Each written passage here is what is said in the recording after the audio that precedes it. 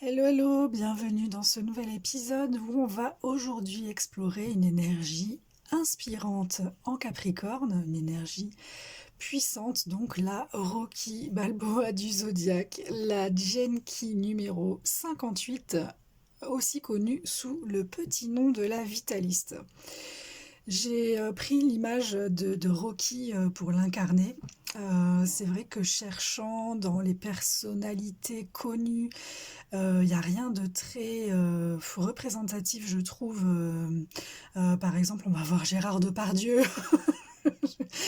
Alors peut-être qu'on peut utiliser ces exemples pour illustrer les ombres, mais je voulais vraiment un exemple qui passe de l'ombre au Sidi, qui déballe son cadeau au passage. Donc voilà, aujourd'hui ça sera un personnage de la pop culture, sachant que le personnage de Rocky a vraiment été préparé, réfléchi par l'acteur Sylvester Stallone.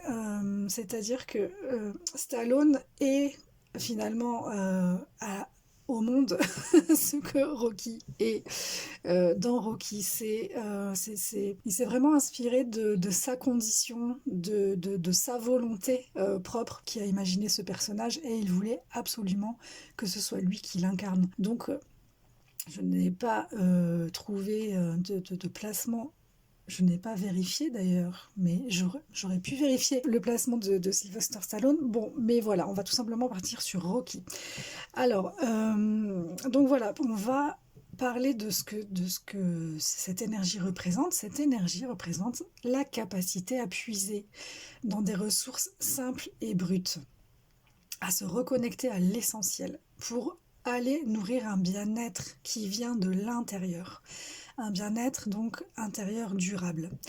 Donc c'est une clé de coach sportif, c'est un placement de naturopathe ou même de guide de rando.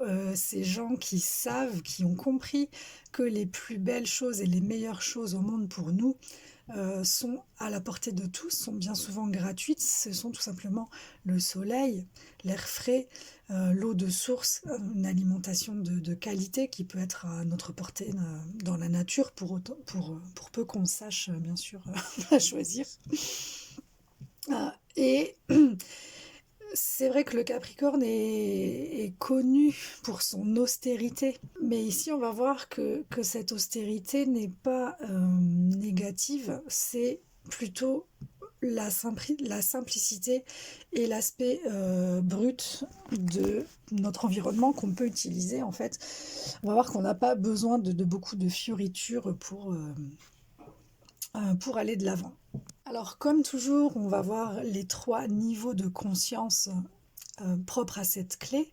Donc le premier niveau de conscience le plus bas, c'est-à-dire quand on est en survie, quand on est dans l'ombre, c'est l'insatisfaction. C'est un sentiment qu'on connaît tous. Il y a énormément de raisons d'être insatisfait dans la vie, dans le monde. Par exemple, dans Rocky, le film commence avec un boxeur qui n'est personne, qui vit très modestement dans un appartement miteux, qui se sent coincé dans sa vie. Cette insatisfaction, c'est l'ombre de la Genki 58.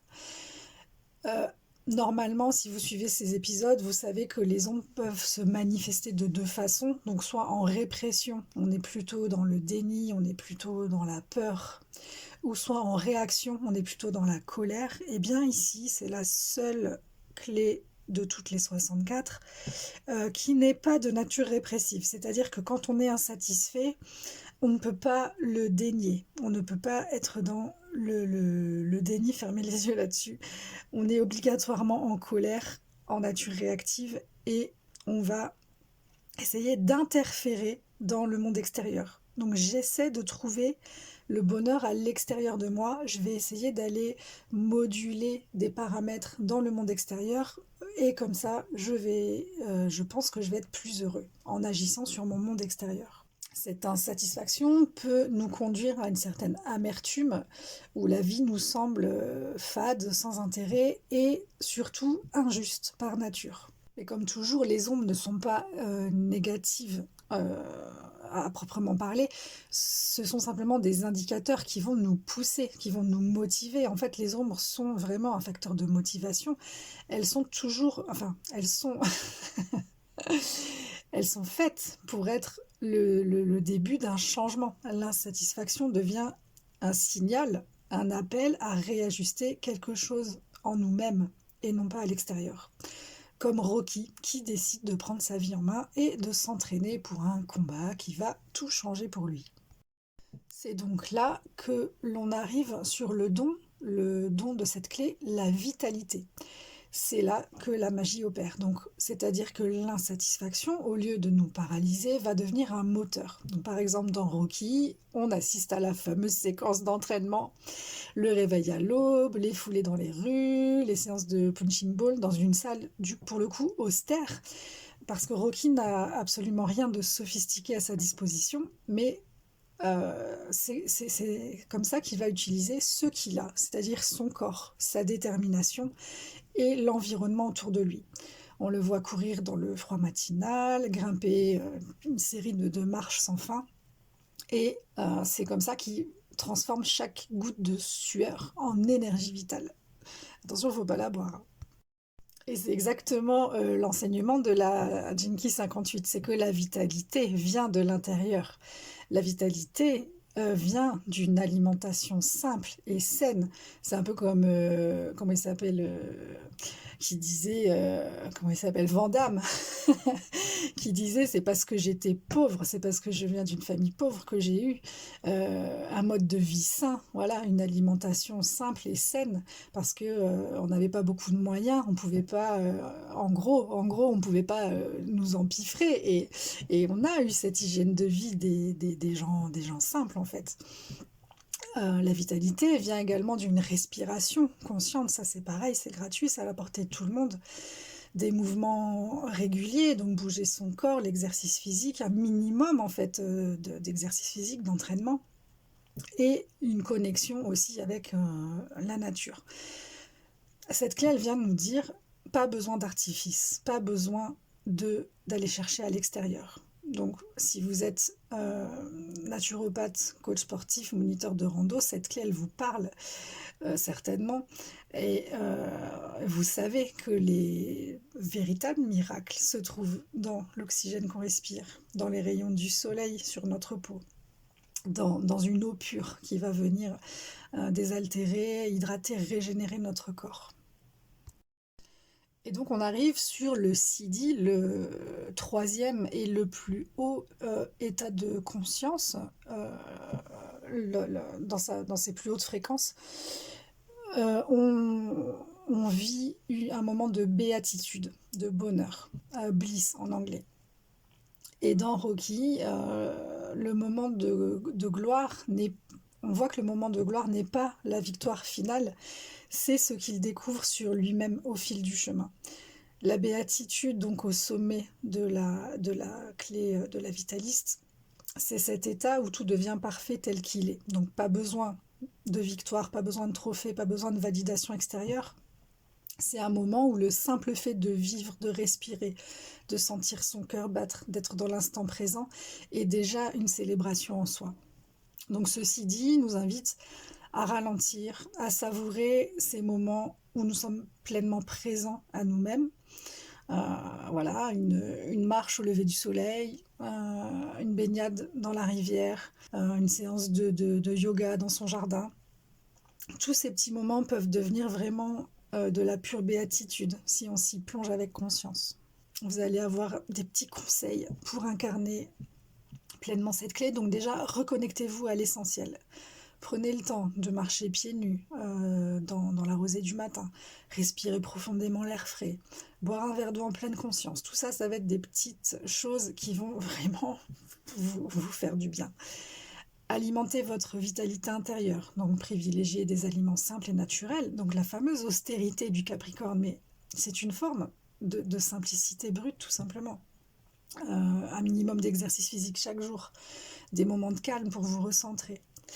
Et enfin, honorez les petits miracles gratuits, la lumière du soleil, le chant des oiseaux, la chaleur du feu.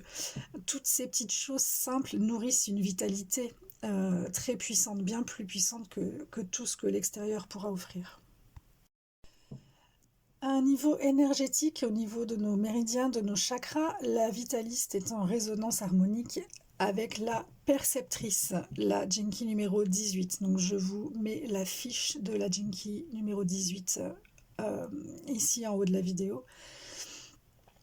Ensemble, ces deux clés incarnent l'équilibre entre le désir de perfection de la 18 et l'énergie vitale qui permet d'atteindre cette perfection, numéro 58. Alors attention, quand on parle de perfection, on n'est pas non plus dans, dans la perfection ennuyeuse. En fait, ces deux clés communiquent à travers le canal de l'élévation pour nous faire sortir de la critique. Donc la critique, que ce soit l'insatisfaction ou le jugement.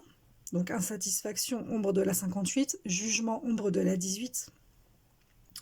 Ces deux clés résonnent dans les basses fréquences et s'entraînent dans un cercle vicieux, dans une énergie de critique.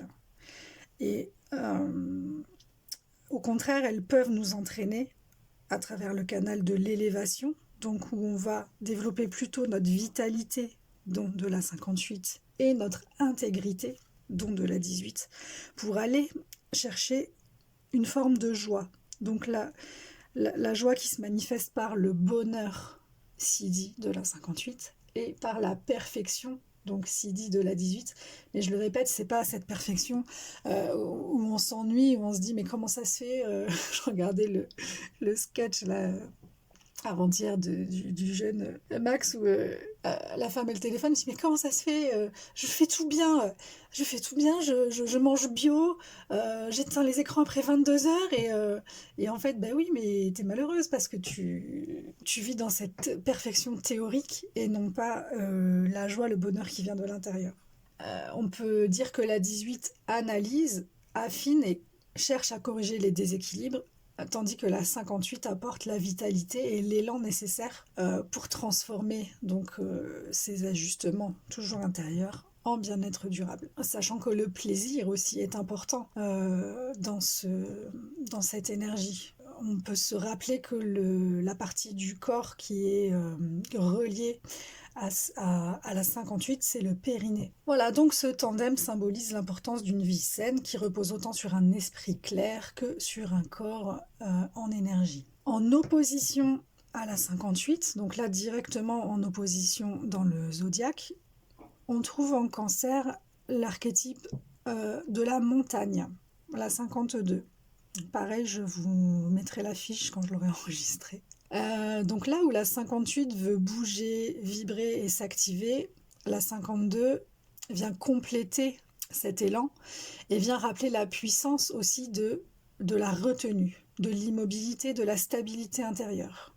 Oui, l'immobilité en tant que stabilité ici. Leur dialogue nous aide à trouver un équilibre entre l'action et l'ancrage. Donc il ne s'agit pas de choisir entre l'un et l'autre, mais d'aller naviguer entre ces deux états pour avancer avec une base solide. Alors comme je le disais, la 58 est reliée au périnée dans le corps. Le périnée, donc ce centre énergétique de base en fait, qui soutient notre vitalité et notre ancrage du coup. Le périnée, on le sait, c'est une zone clé pour la santé globale, à la fois sur le plan physique, sur le plan énergétique également. C'est la base de notre posture, c'est la base de notre souffle, c'est la base de notre énergie vitale. Entretenir le périnée avec des exercices de respiration profonde, de renforcement musculaire, nous aide à alimenter cette énergie intérieure que la 58 chérit tant.